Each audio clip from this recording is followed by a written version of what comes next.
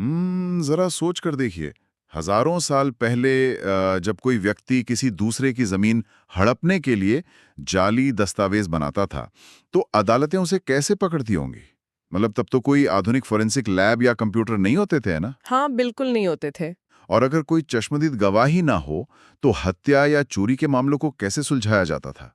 अक्सर लोग मान लेते हैं कि जो इंडियन एविडेंस एक्ट या साक्ष्य कानून आज हम देखते हैं, वो पूरी तरह अंग्रेजों की देन है। लेकिन लेकिन ऐसा है नहीं। सही कहा, उसकी असल जड़ें भारत के प्राचीन स्मृति ग्रंथों में इतनी गहराई से मौजूद हैं कि आज के आधुनिक कानूनी विशेषज्ञ भी उस व्यवस्था को देखकर हैरान रह जाते हैं। इस डीप डाइव में हम बिल्कुल इसी ऐतिहासिक और वैज्ञानिक न्याय प्रणाली के पन्नों को पलटने वाले हैं। और इसके लिए हमारे पास एक बहुत ही बेहतरीन स्रोत है।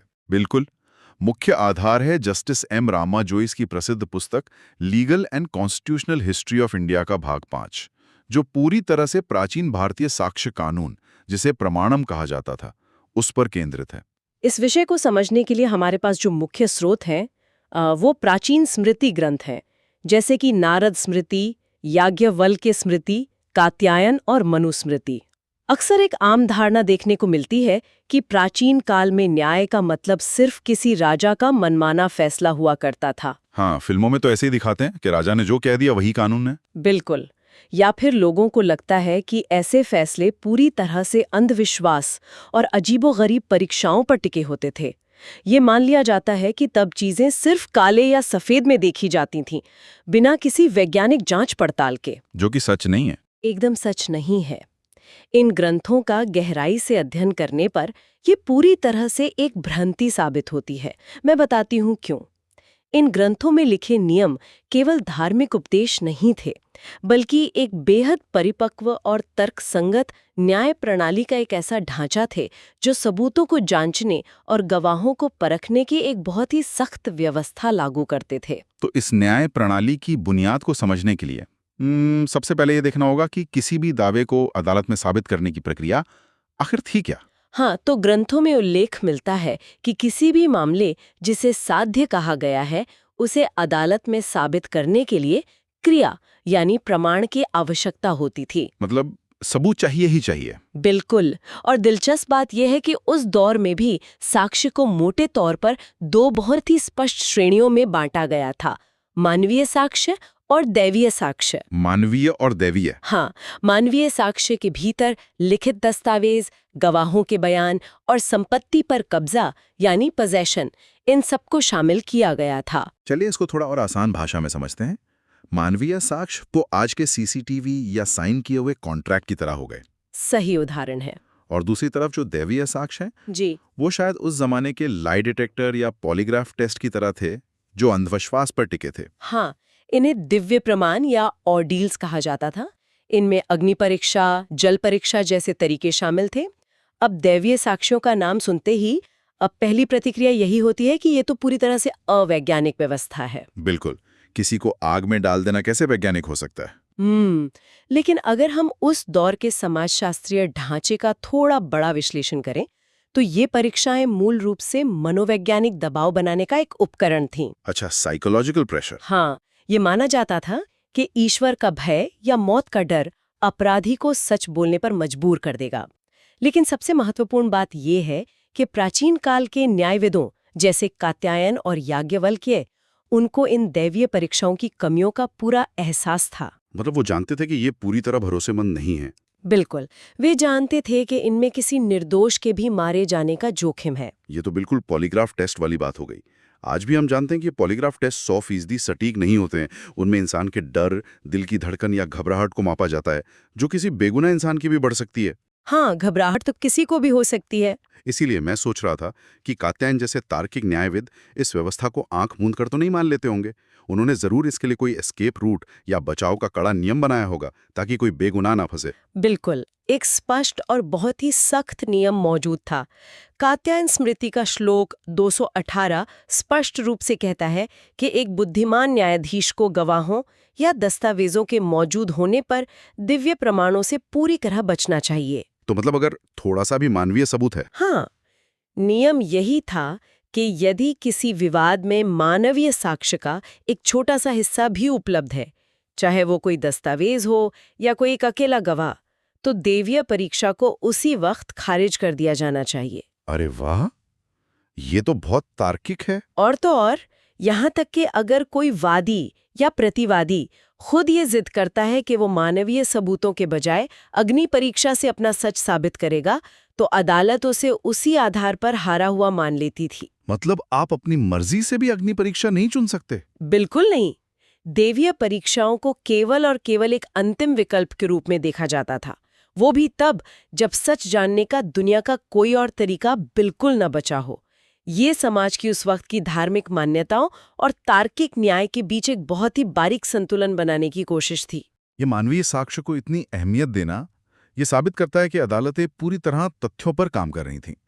लेकिन यहाँ एक सवाल उठता है, जब न्याय प्रणाली पूरी तरह तर्क और ठोस सबूतों पर आधारित थी, तो उन अपराधों का क्या होता था जहां कोई मानवीय साक्ष्य हो ही ना?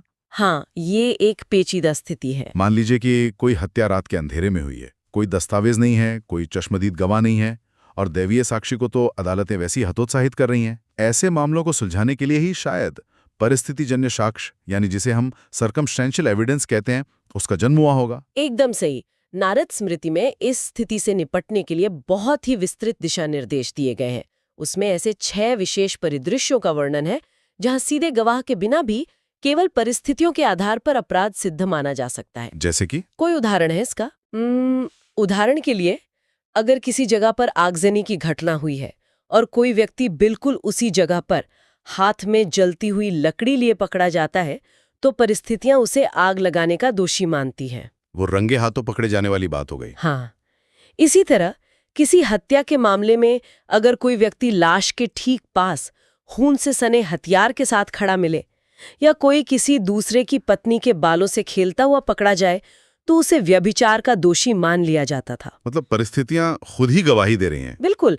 न्यायविदों का मानना था कि परिस्थितियां अपने आप में एक कहानी बयां करती हैं। ये तरीका तार्किक तो लगता है, लेकिन इसमें एक बहुत बड़ा और खतरनाक झोल है। वो क्या? सिर्फ किसी अपराध स्थल के पास खड़े होने मात्र से किसी को मुजरिम मान लेना एक बहुत बड़ी चूक का कारण बन सकता है ना?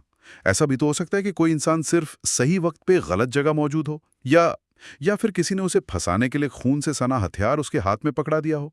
केवल हालात देखकर किसी की जान ले लेना, ये तो न्याय नहीं है। ये एक बहुत महत्वपूर्ण सवाल है, और प्राचीन न्यायविदों ने इस खतरे को बहुत गहराई से महसूस किया था।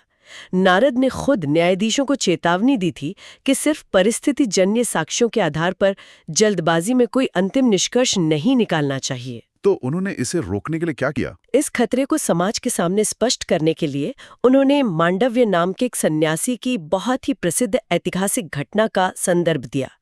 ये घटना उस समय के न्यायशास्त्र में एक बहुत बड़ा मोड़ साबित हुई।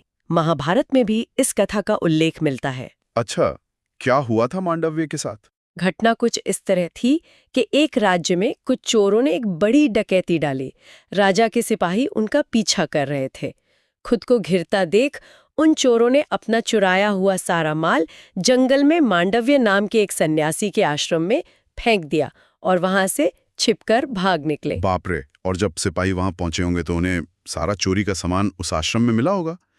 लेकिन मांडव्य तो सन्यासी थे, उन्होंने सिपाहियों को सच्चाई क्यों नहीं बताई? और यहीं पर परिस्थितियां उनके खिलाफ हो गई। मांडव्य उस समय मौन व्रत पर थे, वो गहरे ध्यान में थे। तो उन्होंने कुछ नहीं कहा? हाँ, जब सिपाहियों ने उनसे पूछताछ की तो उन्होंने कोई जवाब नहीं दिया। सिपाही और राजा ने केवल सामने दिख रही परिस्थितियों का आकलन किया। चोरी का माल आश्रम में है और सन्यासी संदिग्ध रूप से चुप है, जो कि एक नॉर्मल इंसान को सस्पेक्ट नहीं लगेगा। बिल्कुल।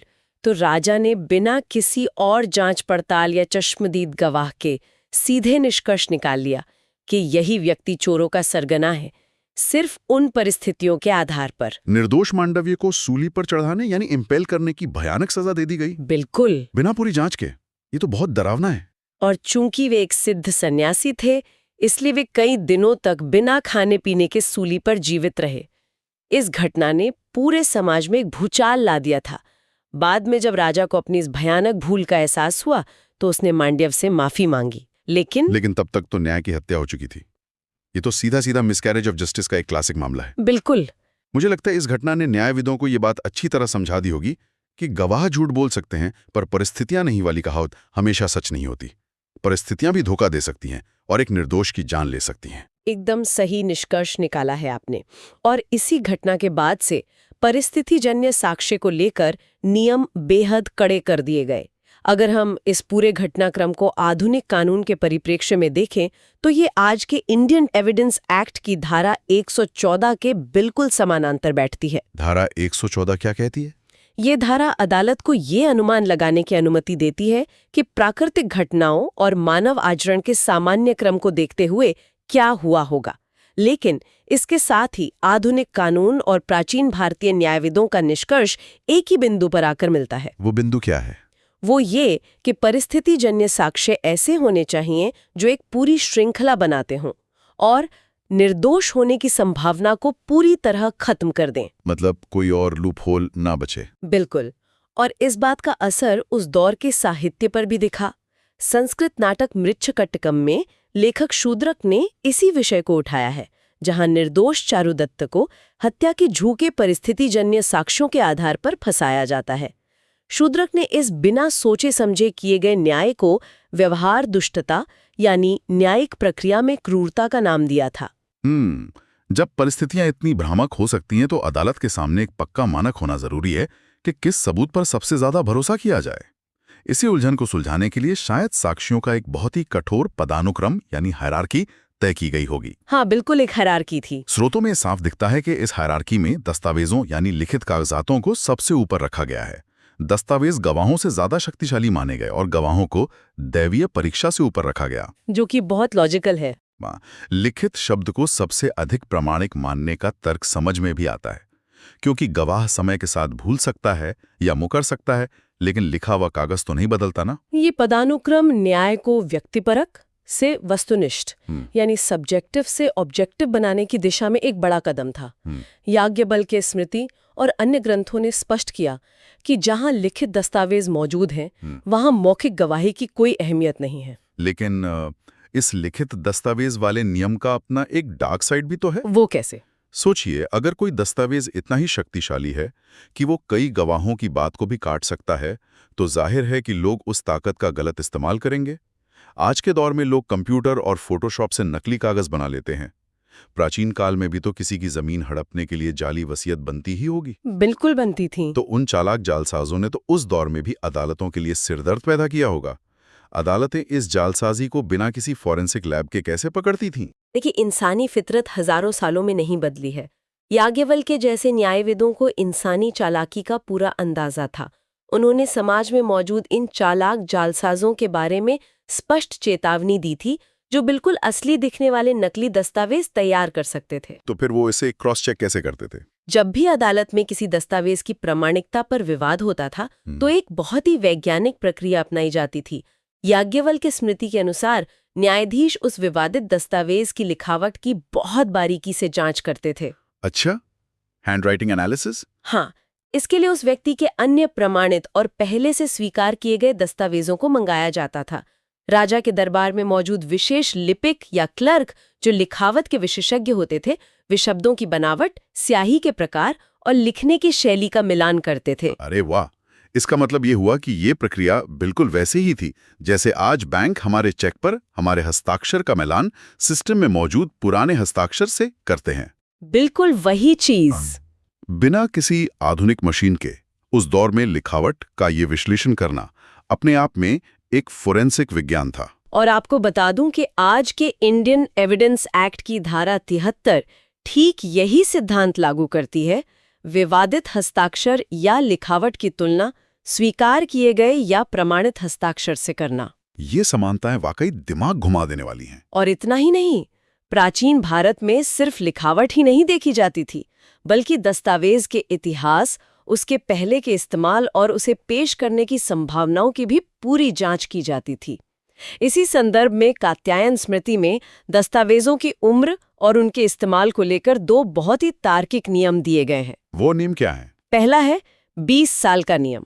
इस नियम के अनुसार अगर कोई दस्तावेज 20 साल तक खुलेआम इस्तेमाल हुआ है, लोगों के सामने रहा है और किसी ने उस पर कोई आपत्ति नहीं जताई है, तो वो दस्तावेज कानूनी रूप से अकाट्य हो जाता है, उसे बाद में जाली नहीं कहा जा सकता।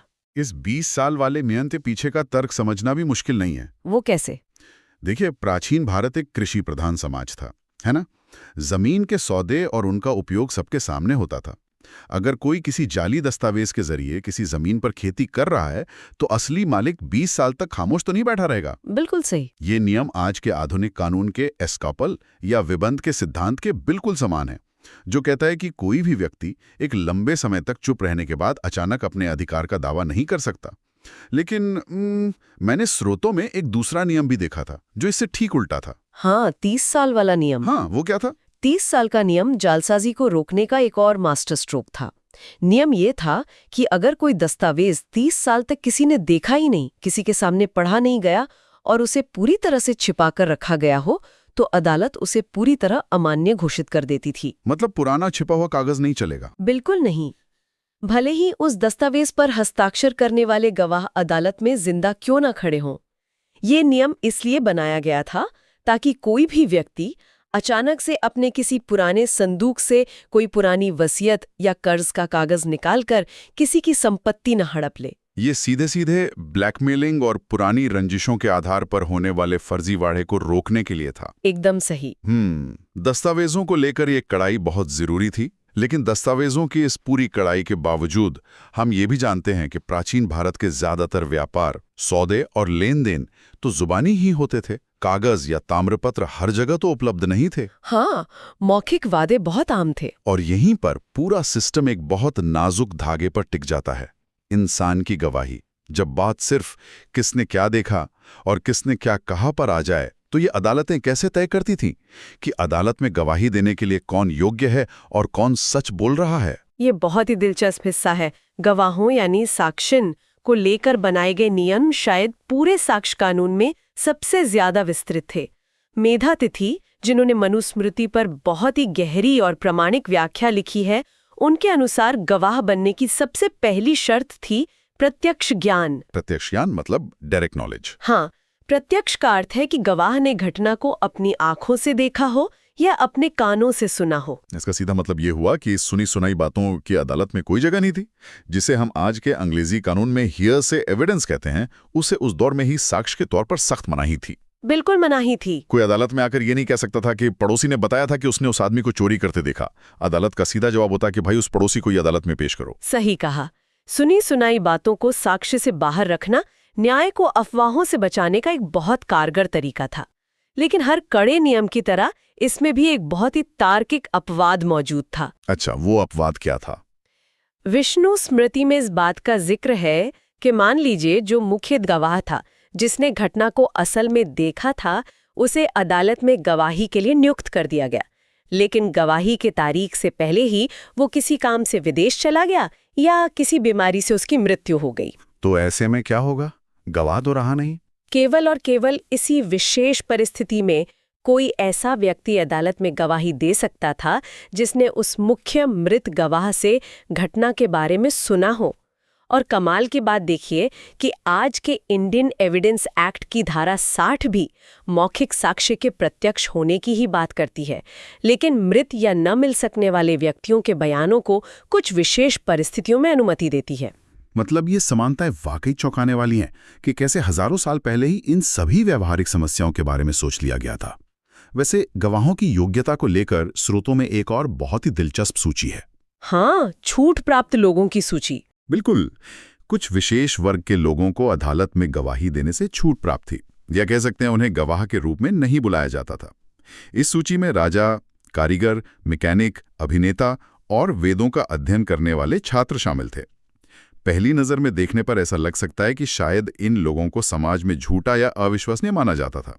ये एक बहुत ही आम गलतफहमी है जो अक्सर इन ग्रंथों को बिना संदर्भ के पढ़ने पर पैदा होती है।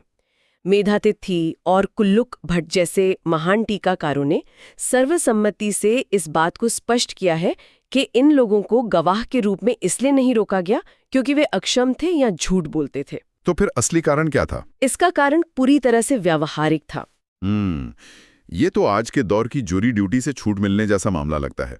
जैसे आज किसी इमरजेंसी ड्यूटी वाले डॉक्टर को या किसी महत्वपूर्ण मिशन पर लगे वैज्ञानिक को अदालत में बार बार गवाही देने के लिए नहीं बुलाया जाता, ताकि उनका मुख्य काम ना रुके। बिल्कुल सटीक तुलना है ये। राजा प्रशासन चला रहा है, कारीगर और मैकेनिक समाज के निर्माण में लगे हैं और छात्र विद्या ग्रहण कर रहे हैं।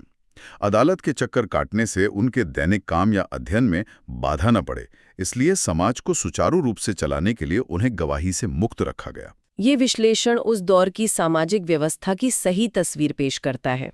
गवाहों के संदर्भ में एक और बहुत ही महत्वपूर्ण नियम था, जिसे लैटिन न्यायशास्त्र में अनुस नलुस कहा जाता है। अनुस नलस, इसका क्या मतलब है? इसका अर्थ है एक गवाह कोई गवाह नहीं होता। विष्णु स्मृति स्पष्ट रूप से कहती है कि एक अकेला व्यक्ति अदालत में गवाह नहीं हो सकता। आमतौर पर किसी भी मामले को साबित करने के लिए कम से कम 3 गवाहों की जरूरत होती थी। 3 गवाह? पर ऐसा क्यों? ये नियम इस डर से बनाया गया था कि कोई अकेला शक्तिशाली या ईर्ष्यालु व्यक्ति किसी से अपनी व्यक्तिगत दुश्मनी निकालने के लिए झूठी गवाही देकर उसे फंसा ना दे। बहुमत की गवाही सच्चाई की पुष्टि करने का एक तरीका थी। लेकिन न्याय के लिए हर बार 3 गवाह मिलना तो मुमकिन नहीं है ना? अगर कोई घटना सुनसान रास्ते पर रात में हुई है तो वहां 3 लोग कहां से आएंगे? हाँ, और इसीलिए इस नियम में भी व्यवहारिक अपवाद रखे गए थे। अगर विवाद में शामिल दोनों पक्ष किसी एक व्यक्ति की सत्यनिष्ठा और ईमानदारी पर पूरी तरह सहमत हों, तो अदालत उस एक गवाह की बात को भी अंतिम मान लेती थी। अच्छा, मतलब आपसी सहमति से एक गवाह चल सकता था? बिल्कुल। इसके अलावा राजा का दूत, कोई अकाउंटेंट या कोई ऐसा व्यक्ति जिसने अचानक से छिपकर कोई घटना देख ली हो, उसकी अकेली गवाही भी मान्य की जाती थी। और हाँ, एक क्षेत्र ऐसा भी था जहां दस्तावेज और गवाह दोनों पीछे छूट जाते थे। वो थे सुखभोग के अधिकार। सुखभोग के अधिकार, जिन्हें कानूनी भाषा में ईजमेंट्स कहा जाता है। हाँ, वही। मतलब जैसे किसी के खेत के बीच से होकर जाने वाला पुराना रास्ता, दरवाजे खोलने का अधिकार या खेतों में पानी के बहाव का उपयोग। बिल्कुल। कात्यायन स्मृति के अनुसार ऐसे जमीनी और रोजमर्रा के मामलों में वास्तविक उपयोग यानी एक्चुअल यूज और पोजेशन को लिखित दस्तावेजों या गवाहों से भी अधिक शक्तिशाली माना जाता था। मतलब जो पहले से इस्तेमाल कर रहा है हक उसी का है। हाँ, अगर कोई व्यक्ति सालों से अपने खेत तक जाने के लिए किसी रास्ते का इस्तेमाल कर रहा है और अचानक एक दिन कोई नया व्यक्ति एक दस्तावेज लेकर आ जाए कि ये रास्ता उसका है, तो वहां उस कागज के टुकड़े की कोई अहमियत नहीं रह जाती थी। मतलब position is 9/10 of the law. बिल्कुल। लंबे समय से चला आ रहा उपयोग का अधिकार ही सबसे बड़ा साक्ष्य माना जाता था। सुनने वालों को ये जानकर शायद हैरानी होगी कि बॉम्बे हाईकोर्ट ने भी अपने एक ऐतिहासिक फैसले में इसी प्राचीन नियम का हवाला देते हुए फैसला सुनाया था। तो अगर हम इस पूरी चर्चा के निष्कर्ष की ओर बढ़ें, तो ये डीप डाइव उस बहुत बड़े और स्थापित मिथक को पूरी तरह से चकनाचूर कर देता है कि एक तर्कसंगत, निष्पक्ष और वैज्ञानिक न्याय प्रणाली सिर्फ पश्चिमी दुनिया या आधुनिक काल की ही देन है। ये पूरी तरह से एक मिथक ही है। जस्टिस एम रामाजॉयस की ये पुस्तक ये साबित करती है कि प्राचीन भारतीय स्मृतियों ने सबूतों की जांच करने, दस्तावेजों की जालसाजी को पकड़ने और गवाहों की सत्यता परखने का एक बेहद जटिल और वैज्ञानिक ढांचा तैयार किया था। चाहे वो दस्तावेजों की प्रामाणिकता की जांच करना हो, सुनी सुनाई बातों को साक्ष्य से बाहर करना हो या परिस्थितियों का गहराई से तार्किक विश्लेषण करना हो। हाँ, और ये सब कुछ ये दर्शाता है कि भारत में न्याय शास्त्र और तार्किक सोच का इतिहास बहुत ही गहरा और समृद्ध रहा है। परिस्थितिजन्य साक्ष्यों की कड़ियां जोड़ना और ये सुनिश्चित करना कि निर्दोष के लिए कोई खतरा न हो, ये सिद्धांत आज के आधुनिक एविडेंस एक्ट के ही प्राचीन रूप है। बिल्कुल। उस दौर के न्यायविदों ने मानवीय व्यवहार और उसकी कमियों को बहुत अच्छी तरह समझ लिया था। और यही समझ एक ऐसा विचार सामने लाती है जो आज के इस डिजिटल दौर में भी सोचने पर मजबूर कर देता है। हजारों साल पहले याज्ञवल्क्य ने चालाक जालसाजों के बारे में चेतावनी दी थी जो हूबहू असली दिखने वाले कागज बना सकते थे। आज हम एक ऐसे युग में प्रवेश कर चुके हैं जहां डीप फेक, वॉइस क्लोनिंग और आर्टिफिशियल इंटेलिजेंस का बोलबाला है। वीडियो और ऑडियो में असली और नकली का फर्क लगभग मिटता जा रहा है। ये तो है। तो सुनने वालों के लिए सोचने वाली बात है। जरा कल्पना कीजिए, अगर प्राचीन भारत के वे महान न्यायविद आज हमारे बीच होते, तो वो हमारे इस डिजिटल फुटप्रिंट को क्या मानते? क्या वो इसे लिखित दस्तावेज की तरह साक्ष्यों के पदानुक्रम में सबसे ऊपर रखते, या फिर याज्ञवल्क्य की उसी पुरानी चेतावनी के अनुसार इसे भी चालाक जालसाजों द्वारा बनाया गया एक खतरनाक परिस्थितिजन्य साक्ष्य मानकर पूरी तरह से खारिज कर देते?